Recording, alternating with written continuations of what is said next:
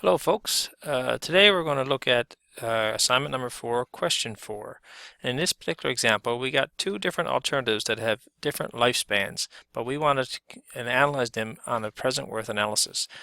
And as mentioned in the notes, whenever you do a present worth analysis for two alternatives or many alternatives with different lifespans, you have to compare them on the same same lifespans, and that can be done by using what's called the repeated lives method. And I'm going to go through how we exactly do that now with this example. So the genius has two alternatives available to him. First offer he has is that the contract will pay him $10,000 for the first 5 years. You can see that here in the cash flow diagram. And then he's going to get paid $20,000 per year for the following 10 years. So the total lifespan for this particular offer is 15 years. 5 for that 10,000 and then 20,000 for the next 10 years.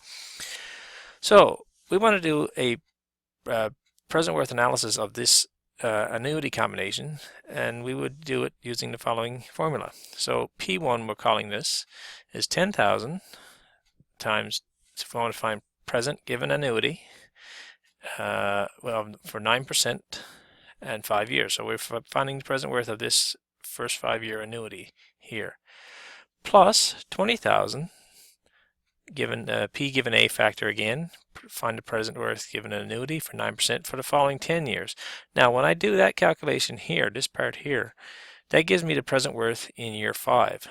I'm looking for present worth in year 0, so we have to take that calculation and multiply it by another factor, the PF factor, to find the present given a future value for 9% 5. So we can find the present worth of this annuity from year 5 back into year 0. Okay? So we look up the factors in our table. 9% table is in your text. Plug in the numbers, and it turns out that the present worth of this alternative is $122,315.82.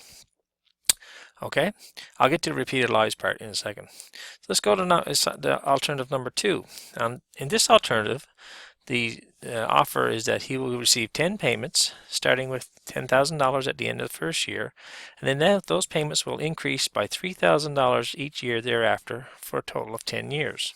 Okay, so when you draw the cash flow diagram for this alternative, you see that it is in fact a gradient series. So we can use the gradient formulas from our lectures and formula sheet directly for this particular example. So the present worth is simply the $10,000 annuity times a PA factor of 9% 10. So we find the present given annuity for 10 years. That'll take care of this whole $10,000 for that annuity. Find the present worth of that. Plus our gradient part. And our gradient is $3,000 for over, and still n is 10 years. Even though the gradient starts at year 2 and goes to year 10, we still need to make sure that we use the full 10 years for our calculations. So $3,000 is our gradient, and we use the AG factor to find an annuity given gradient, 9% for 10, and then we convert the whole annuity to a present worth using the PA factor, okay? Because when you convert a gradient to an annuity, you get another annuity, okay? So we already had the $10,000 annuity. We multiply by the PA factor. Then we need to take this gradient factor, which converts to an annuity, and multiply that by a PA factor, 9% 10 also. Find the formulas from our, find the factors from our interest tables, plug in the numbers, and turns out that the present worth of this gradient series is $137,296.42. Okay, so we found the present worth of this cash flow diagram, and we found the present worth of this cash flow diagram. The problem here is that this cash flow diagram is spread over 15 years. This cash flow diagram is spread over 10 years. When you do a present worth analysis of two cash flows of different time periods, you have to do what's called a repeated lives analysis to make sure that your answer, to get the correct answer. So first thing you look at is the number of the lifespan for each alternative. We have 15 years here, 10 years here. You have to select the least common multiple of years for these two alternatives. So in this case, 15 and 10, the least common multiple alternative for lifespan will be 30 years. 10 goes into 33 times, 15 twice. So that would be our least common number of years. We've already found the present worth here, and we found the present worth here.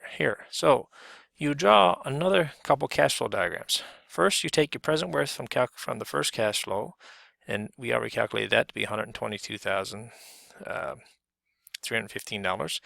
That gives us 10 years. That gives us 15 years. In order to compare it, we're working on a scale of 30 years for each alternative. So in order to get to 30 years, we have to repeat this amount of money again in year 15. Okay? First present worth will get us up to year 15. We repeat that again to get us up to year 30. Okay? So then we find the present worth of this particular cash flow. And that's what we see here with the repeated lives function. Okay?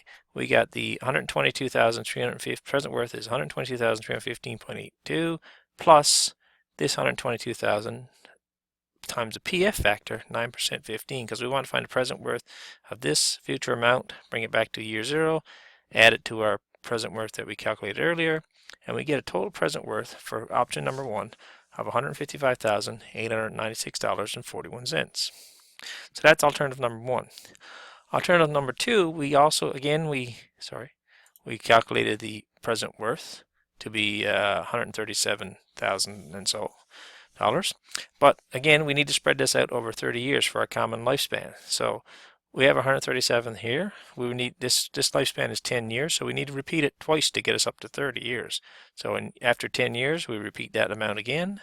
After 20 years, we repeat it again to get us up to year 30. We don't repeat that money on the last year of the lifespan. Okay, we just need to get the multiples up to the total number of years that we're using for our calculations.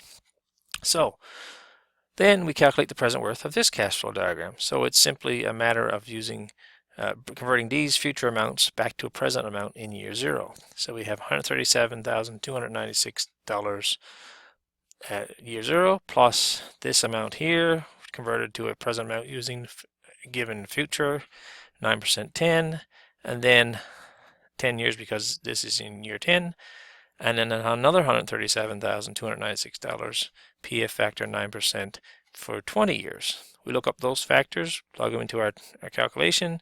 Turns out that the present worth of option number 2 is $219,789.